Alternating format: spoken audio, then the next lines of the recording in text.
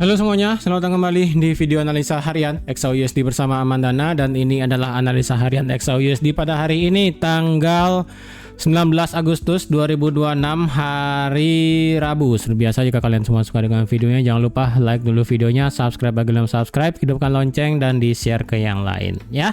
Oke, jadi kemarin di info terakhir ya untuk masalah analisa terakhir itu kan saya infonya semua time frame back to bullish. Kemudian kalau misalnya marketnya beneran ingin kembali bearish ya minimal terjadi change of character di sini ya kan di 4398, dan di sini juga ada H1 area demand-nya. Ya sudah, dia change of character di sini, ada area demand-nya, dia ketahan beberapa jam. Jadi bayangin nih, dari jam 1 siang ya, dari jam 12 siang sampai jam 9. Wah, berapa jam itu ya? Dari jam 12, 1, 2, 9 jam sendiri. Jadi bayangin 9 jam sendiri marketnya itu nge-stuck di 4390-an ya. Mau itu 93 naik sampai ke 4400, turun lagi sampai ke 8990, naik lagi dan begitu seterusnya sampai akhirnya dia drop jam 10 malam. Dropnya ini diakibatkan Trump yang dimana kemarin sih bilangnya itu mana dia ya? Mana dia kemarin ini? Trump bilangnya itu adalah di sini tidak ada pembicaraan tentang schedule dengan Iran, dan ini memberikan akibat yang dimana itu Hormuz kembali lagi agak sedikit bakal memanas, dan ini juga dibilangnya Trump mengklaim bahwa Selat Hormuz kembali lagi dibuka, kemudian tapi di sini blokade masalah di Iran masih full effect. Ya, masih berasa banget. Dan ya udah, itu memberikan dampak yang sangat luar biasa ekstrim awalnya ya kan. Jadi kalian bisa lihat nih, awalnya dibanting turun, didorong naik, dibanting turun lagi terus ke bawah. Dan kalau dicari korelasinya sekarang antara gold dengan dolar dan juga kawan-kawannya dengan di Selat Hormuz, kalau dilihat indeks dolarnya kemarin itu sebenarnya sejatinya adalah flat, tidak ada pergerakan sama sekali. Yield 10 tahun tidak gerak, 2 tahun juga tidak gerak. Dan kalau dilihat oil, ini sebenarnya oil sudah naik menuju hampir 90 dolar. Ya, sudah mulai untuk nutup yang namanya gap kedua di atasnya di sini. Jadi gapnya di sini sudah mulai pelan-pelan terisi di atas 85. Dan kalau ditanya berarti korelasinya antara gold dengan dolar dan gold dengan oil bagaimana? Menurut saya sih itu sudah menjadi skenario lama yang dimana marketnya di sini sudah tidak peduli. Yang dimana kayaknya ini skenarionya adalah kalau Selat Hormuznya dibuka justru goldnya akan turun. Karena kalau dilihat korelasi antara emas dan minyak kemarin kan korelasinya masalah inflasi, suku bunga dan sebagainya. Nah, karena ini sudah merembet kemana-mana dan otomatis merembet terhadap kegiatan ekonomi, ya sudah, berarti sekarang gold ini dipandang sebagai aset safe haven. Yang dimana kalau perang antara Timur Tengahnya sudah selesai, berarti orang-orang tidak akan berlari lagi ke aset safe haven, otomatis gold akan dibuang. Itu. Jadi korelasinya akan seperti itu. Dan kalau semisalnya kembali lagi yang masalah kayak kemarin yang dimana kalau oil turun gold naik, saya rasa untuk sekarang sudah menjadi lagu lama sih kayaknya ya, sudah mulai expired ini karena sudah terlalu lama, sudah setahun terakhir ya kan, sudah di drag terlalu lama. Menurut saya ini sudah tidak worth it lagi untuk dicari sebenarnya. Jadi kemungkinan ini bakal bagaimana? Well, kalau kemungkinan dengan segala kejadian di Selat Hormuz, saya rasa Selat Hormuz dibuka justru sekali lagi menurut saya oilnya bakal turun, diikuti oleh gold juga akan bergerak turun, dan risk asset akan naik lagi. Menurut saya sih seperti itu ya. Cuman nggak tahu akankah korelasinya akan kembali lagi dan sebagainya. Well, kita tunggu aja sih seperti apa nanti ya. Oke. Untuk hari ini hari Rabu kayaknya kita ada berita deh. Oh, tidak ada ya. Hari ini masih slow juga. Untuk di hari Rabu tidak ada kalender ekonomi yang terlalu bagaimana ya. Kemudian update juga masalah tarif dengan Kanada antara Amerika, yang dimana di sini Trump uh, apa namanya mempertimbangkan untuk keringanan tarif untuk Kanada. Jadi kan sekali lagi Kanada kemarin kan sempat kena tarif kalau nggak salah tambahan 150% ya, update-nya baru banget kemarin itu kan, yang dimana gold juga didorong naik akibat pelemahan indeks dolar sendiri. Dan ya ini 2 kali sih kena double impact-nya ya, itu kan jam 3 ya. Jadi kalau kalian lihat jam 3 itu juga di drop turun lagi emasnya dari 4354 sampai di 4326. Ya sudah, ini sih memberikan dampak yang dimana emas ini ditekan turun akibat dari situasi Timur Tengah sudah mulai cooling off, safe haven aset sudah mulai dilepas, dan ditambah dengan masalah tarif dari Kanada yang mulai agak diringankan sedikit lah, tapi cuma nggak tahu berapa yang akan diringankan, berapa persen gitu kan ya. Jadi entah bahkan bagaimana reaksi dari Trump itu sendiri. Jadi ini kena double impact sehingga ya udah ini market goldnya didorong turun lumayan kencang. Nah untuk analisanya sekarang bagaimana ya? Oke, sekarang kita ke daily. Seperti biasa dari segi daily sudah saya infokan berulang kali bahwa market di situ ya ketika kena 4.400 ya, pokoknya kena area supply yang segede kemarin gitu kan ya, itu semakin lama semakin diserap. Nah sekarang bagaimana? Ini kan kita akhirnya mendapatkan candle bearish engulfing yang kedua di sini ya. Berarti kalau dilihat semakin dia naik ditekan turun, semakin didorong naik ditekan turun. Berarti ini kita menciptakan yang namanya area konsolidasi yang cukup besar di sini. Dan apakah konsolidasi ini sudah break sebenarnya? Kalau dilihat secara sekilas memang kemarin sudah saya infokan di 4350 selaku resistance become support yang ada di daily. Dan ini sudah di break, menciptakan bearish engulfing gede, pure 100% ya kan? Dan berarti tendensinya ini bakal ke bawah, most likely sih ini bakal ke bawah. Ya, most likely sih ini bakal ke bawah. Kalau kayak begini berarti marketnya akan terus turun ke bawah sampai 4.200 bisa aja ya kan. Dan berarti kita cari sell. Sekali lagi kalau kalian lihat ini masalahnya adalah daily-nya kita masih dalam kondisi tarik tinggi yang dimana adalah ini masih menciptakan high. Berarti ya udah, berarti ada kemungkinan juga ya. Jadi kemarin skenario-nya kan ada kemungkinan low di sini ya, low di 4310 kemungkinan akan menjadi higher low sebelum menciptakan higher high. Nah, skenario yang sekarang karena ini mendapatkan reaksi kencang turun ke bawah kemarin di hari Selasa, berarti ada kemungkinannya ini justru akan menciptakan lower high baru dari segi internal daily-nya. Internal daily-nya maksud saya adalah di sini dia ngebuat low, potensi ini adalah lower high sebelum dia membuat lower low baru. Ya, berarti low di 4310 potensial bisa menjadi break of structure. Ini high kemarin pagi itu akan menjadi yang namanya lower high. Ya, tapi itu masih 50-50 ya kan, karena marketnya masih di tengah. Karena tadi ya sudah saya infokan marketnya menciptakan area sideways di sini. Walaupun sudah break di bawah 4350, cuman ya sekali lagi 4350 ini hanya sebatas area resistance become support versi tengah, versi yang namanya adalah psikologi number. Kalau dicek pakai close candle ya lebih tepatnya kita pakai ini ya, apa namanya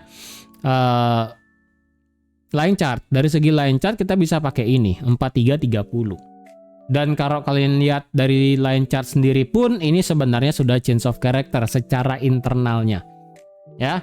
Jadi ini udah kalian lihat sendiri ya kan, dia ngebuat high, dia ngebuat low, dia ngebuat high, dia ngebuat low, ternyata ini adalah inducement, kemudian dia ngebuat high break of structure, kemudian dia ngebreak low-nya di sini ya, low di 4350 sudah di body candle close. Berarti kalau dia naik nanti ya berarti ini kemungkinannya adalah daily internalnya akan sudah berubah menjadi bearish. Ya, kalau dilihat pakai support resistance-nya sorry, 4350 tadi kan versi candlestick ya kan, dan juga versi apa namanya angka psikologi. Nah, kalau dilihat pakai line chart ya di sini ya kan, di sini kita mendapatkan yang namanya resistance become support juga di 4330.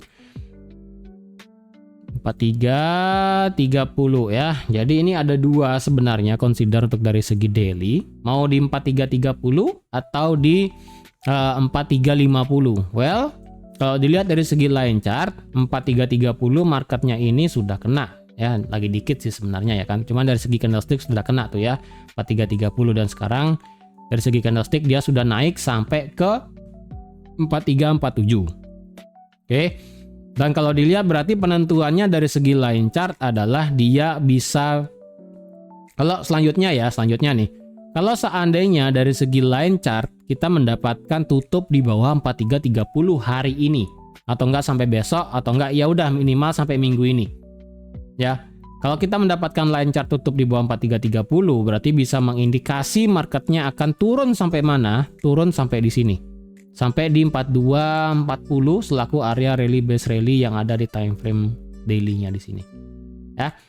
Ingat dari segi line chart ini marketnya sudah change of character karena sudah mengambil yang namanya inducement terakhir yang ada di harga 4350. Ya, tapi ingat ini versi line chart, bukan versi candlestick. Kalau versi candlesticknya ini masih ambigu sebenarnya, ya. Yang tadi saya infokan ini potensi menjadi lower high dan ini menjadi breakout structure, ini masih ambigu sebenarnya dari segi candlestick. Kalau line chartnya udah kalian lihat sendiri ya kan, dia di sini ngebuat low, kemudian dia ngebuat high, di break lagi ke bawah, berarti terakhir ini adalah bearish. Kalian berpandangan line chart adalah bearish, benar juga. Kalian berpandangan candlestick ini masih bullish, ya benar juga. Jadi sekali lagi, daily ini masih 50-50 sebenarnya ya. Kalian lebih pro dengan candlestick atau lebih pro dengan line chart, ya silakan. Cuma kalau ditanya sekali lagi ya, kemarin sudah saya infokan juga, yang dimana kalau ditanya tim buy atau tim buy atau tim sell, saya pribadi adalah tim sell sebenarnya. Ya kan kemarin sudah saya infokan berulang kali ya kan. Kalau disuruh beli tim yang mana ya saya pilih tim merah gitu kan ya, daripada tim hijau. Oke, itu dari segi daily. Candlesticknya ya sekali lagi sudah break di bawah 4350. Kalau mau mengharapkan tutup di bawah 4330 ya itu sebagai bonus. Ya. Kalau gitu berarti dari segi pandangan daily bisakah kita sell sekarang? Well, dari segi pandangan daily belum tentu ya. Karena walaupun kita mendapatkan perfect engulfing kemarin, tidak untuk kemungkinan ini juga sama ya kan. Ini perfect engulfing loh di hari Kamis tanggal 13 Agustus. Tapi besoknya marketnya hijau-hijau 2 kali. Apa nggak nangis tuh kalian yang cari sell gitu kan. Kemudian di sini dihantam baru dia turun ke bawah. Jadi kalau kalian yang punya besar sih sebenarnya besar modal gitu kan ya, hanya menggunakan daily bearish engulfing, kalian hajar sell.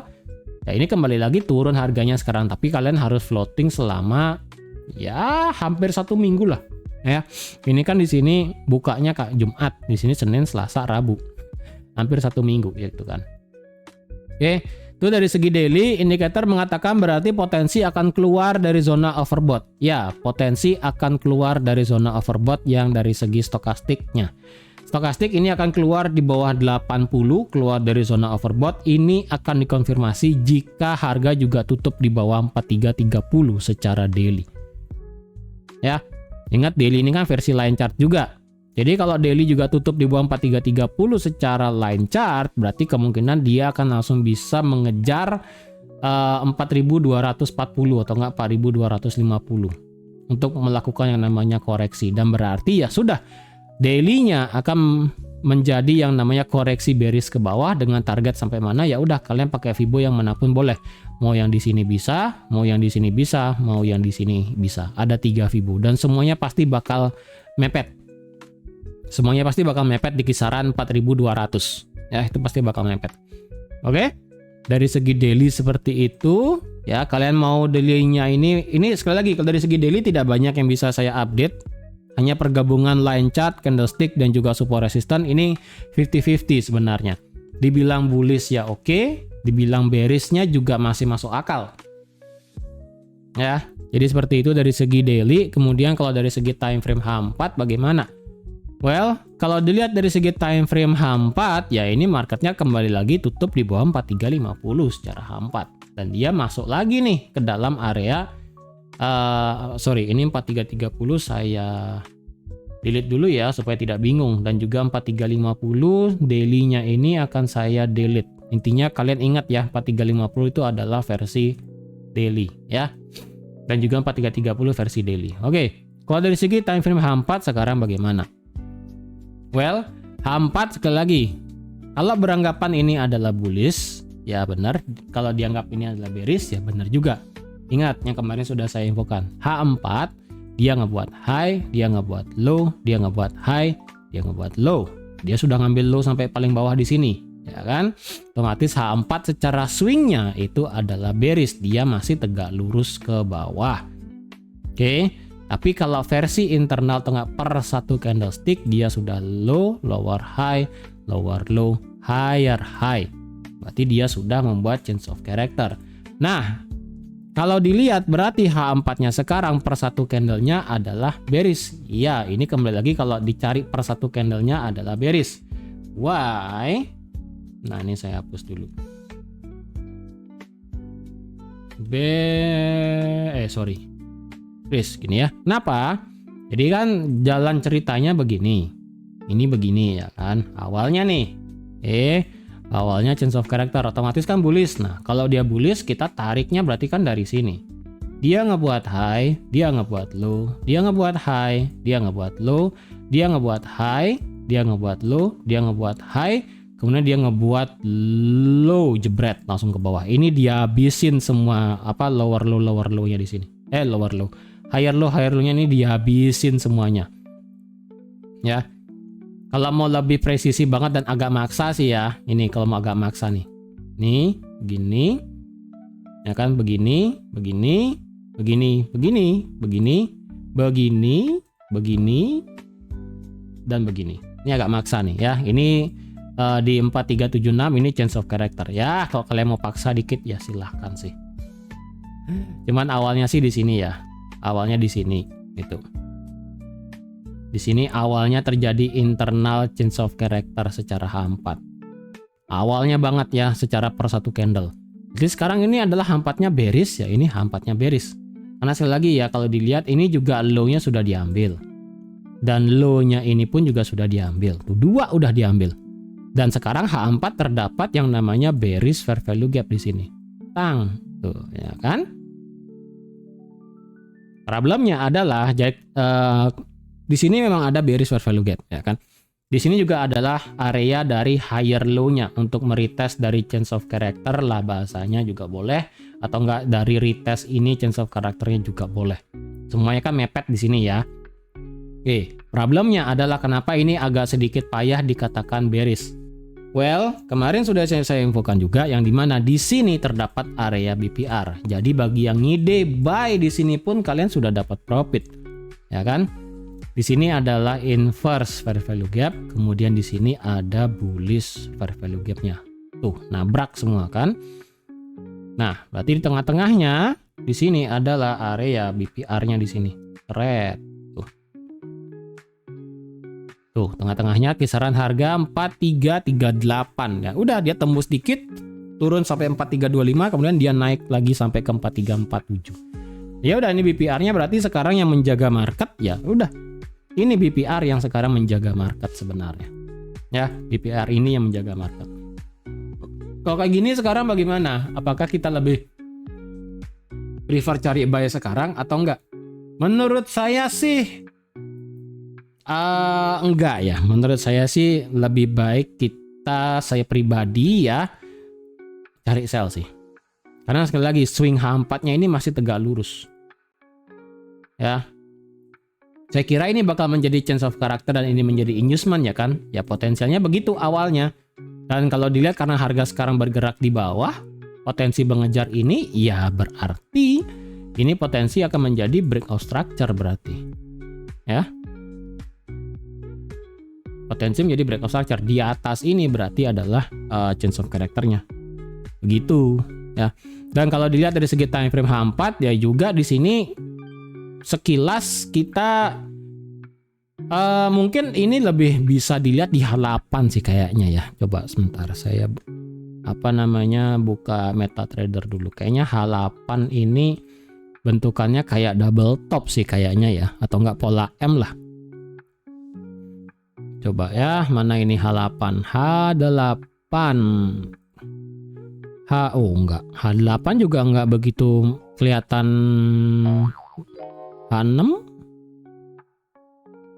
H6 agak maksa sih. H8 agak maksa juga karena ini sih.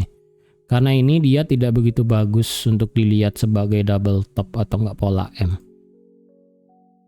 Karena kayak sekilas ini apa namanya kayak double top sih ya.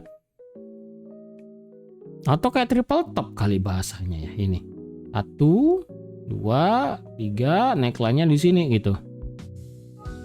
Well, ya udahlah ya. Jadi dari segi H4 menurut saya sih ini adalah bearish. Kemudian secara fair value gap ada di sini dan di sini juga adalah support become resistance yang kita bisa pakai nih. Gede banget nih. Ini gede banget nih. Areanya ini tidak bisa diganggu gugat nih. Dah, berarti range dari segi H4 supportnya ya become resistant tuh ada di 4367 sampai di 4348 ya, bisa dibilang 200 pips sendiri lah ya, 200 pips sendiri sebesar ini nih H4.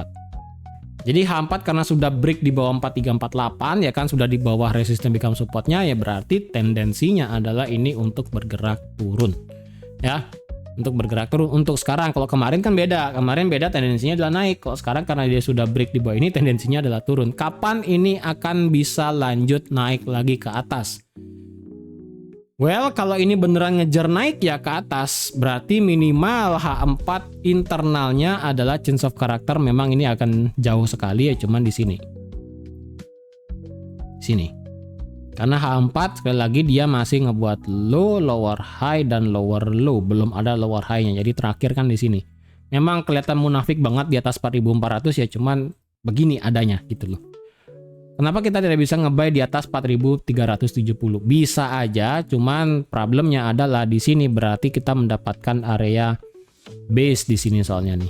Ya, base-nya di sini itu agak sedikit berbahaya. Karena kalau saya drop down di time frame H1 ya ini area sideways-nya nih soalnya nih. Area sideways di H1 dijebol. Kalau dia balik lagi ke sana ya potensial marketnya bakal di reject di sana. Gitu. Jadi kalau nge-buy di atas 4370 kayaknya kurang sip sih. Ya, ini kan gede banget nih. Tuh. Di sini ada fair value gap, di sini retest change of character, di sini juga ada H1 supply atau nggak order block apalah bahasanya nih. Tuh. Jadi nggak make sense kita cari apa namanya cari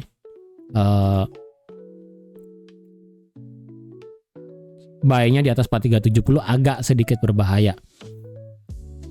Cuman nanti ya kita lihat aja lah bakal seperti apa ya. Oke, 4350 ya. Ya udahlah. Udah kena 4350 dan ya apakah potensial berarti marketnya akan mengejar fair value gap di sini? Ya, bisa jadi. Ya. Jadi sekali lagi ya, ini kan memang segede ini ya dari segi time frame H4 nih. Kalau mau kalian satu per satu sih nggak masalah ya. Nah, awalnya di sini, terus kemudian nextnya di mana? Nextnya di sini. Udah.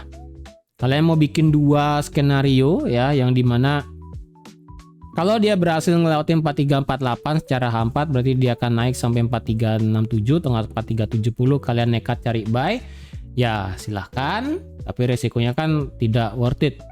Tapi kalau kalian nekat sih ya silakan, karena kan berdasarkan historinya begitu soalnya kemarin ya kan. Dia break tuh kan, dia break dia langsung lari. Dia break dia langsung turun. Dia break langsung lari. Nah, ini siapa tahu ya kan, ini juga historinya terakhir begini. Dia break dia langsung lari. Kalau dia break dan langsung lari, ya sudah. Gitu. Ya, jadi dari segi H4 nih sebenarnya ke detect banyak banget ada halangan di sini. Ya, satu di sini, satu di sini. Kalau mau pakai lagi yang di bawah untuk break of structure-nya di sini, ya di sini lagi sama tuh. 3 dia nih ya, halangannya 1, 2, 3. Apakah kita nggak bisa nge-buy di sini? Well, problemnya. Kalau bilang buy ya mungkin sudah telat, karena sekali lagi harga sekarang ini yang bikin buy adalah BPR-nya di sini. BPR yang menjaga harga untuk ya mungkin ini nge-reverse naik, reversal untuk membuat lower high di time frame H4 secara internal bisa jadi ya kan. Dan kalau kita paksa ukur dari sini sampai sini, ya di sini 50% Fibonacci-nya. Ya, dan ini juga fair value gap H4, ini juga adalah support become resistance sebelumnya. Walaupun dia tembus di atas 4348 atau 4350, cuman well itu menurut saya tidak oke sih menurut saya. Ya. H4 indikator mengatakan ya ini potensi bakal ke bawah, secara stokastik dia menganga lebar ke bawah, dan secara RSI dia sempat drop di bawah 40 ya. Sempat di bawah 40, kemudian dia nge-reverse naik lagi. Ya mungkin dia akan naik kena 50 kemudian turun lagi, ya bisa jadi. Karena kemarin-kemarin kan juga begitu dia. Oke, ini H4. Kemudian kita ke H1. H4 dan H1 internalnya dan swing juga sama ya. Berarti ini adalah bearish juga. Berarti semua time frame H4 internal, H1 dan 15 menit adalah bearish. Kayaknya 15 menitnya ini bullish ya. Karena ini dia ngebuat low yang lebih rendah. Kayaknya ini adalah bullish 15 menitnya. Oke, dari segi time frame H1 ya sudah, ya kan kemarin sudah saya infokan dia ngebuat high, low, higher high, change of character, lower high, dan lower low. Tidak ada yang namanya lower high baru ya. Tidak ada lower high baru dari segi time frame H1. Jadi 4367 pun ini juga oke secara time frame H1. Mau ini H1 mau itu time frame H4 juga oke-oke aja sih sebenarnya ya. Kemudian kalau ingin cari sell sekarang bagaimana? Kalau ingin cari sell ya kita berpandangan time frame H4 ini fair value gapnya. Kalau dilihat di time frame H1 sih ini tidak terlalu bagus ya. Cuman kalau ditarik pakai Fibo dari sini ke sini ya sama kayak tadi, di sini 50% ya itu. Ya udah, kita tinggal menunggu H1 membuat lower high aja sih. Jadi biarin ini dia naik ngegas, ya biarin aja, nanti dimanapun dia berhenti terjadi konfirmasi muter ya itu bisa cari sell lanjut gitu ya. Ya sekali lagi asalkan sekarang dia tidak break di atas ini. Di atas berapa nih? 4434 44 ya. Nih. Selama dia tidak ngelewatin 4406,44, H1-nya ini masih bearish. 15 menit bagaimana? Ya sudah, 15 menitnya ini adalah bullish ya. 15 menitnya ini adalah bullish, walaupun sebenarnya saya lebih prefer kalau 15 menitnya ini mau beneran bullish, buset langsung tegak lurus. Dia ngelewatin ini. Dia ngelewatin 4371, menurut saya ini 15 menitnya baru akan swingnya terjadi bearish. Walaupun internalnya sih, bullish ya. Swingnya akan menjadi bullish kalau 15 menit di atas 4371. Walaupun sih internalnya ini bisa saya bilang sebagai bearish. Sebagai bullish ya. Saya agak ribet nih ngomongnya. Dia ngebuat low, lower high, lower low, higher high, disabit ke bawah gitu kan ya, dia ambil low-nya, kemudian dia naik. Tapi kalau kalian lihat dari segi line chart, dia tidak seperti itu. Dari segi line chart, dia sudah ngebuat yang namanya low, lower high, lower low, higher high, higher low, higher high. Itu. Ya. Jadi dari segi 15 menit selama dia tidak ngelewatin ini sih menurut saya nih ya. 4371 dan ini bisa dibuat sebagai area order block juga ya kan, 15 menit nih di sini sebagai titik POI ekstrim untuk cari sell ya silahkan juga, tidak menjadi masalah gitu kan ya. Kalau ada yang ingin cari buy, ini sudah telat karena sekali lagi tadi sudah saya katakan di awal, ini marketnya yang ngebuat naik adalah BPR-nya. Naiknya ini sekali lagi ya, kalau misalnya ini naiknya hanya untuk sebatas menguji daily retest 4350 ini sudah selesai. Tapi tidak menutup kemungkinan adalah ini marketnya seperti ngulang tanggal 14 Agustus. Dia bearish engulfing, tertipu semua, marketnya reverse naik. Ya. Jadi jangan sampai terkecoh. Dan kalau dilihat juga dari segi time frame H4, ntar ini tiba-tiba internetnya ngadat nih. Ayah. Dan wah, ini ngadat nih internetnya. Oke. Ntar ini ya kayaknya udah nggak bisa dibuka lagi deh.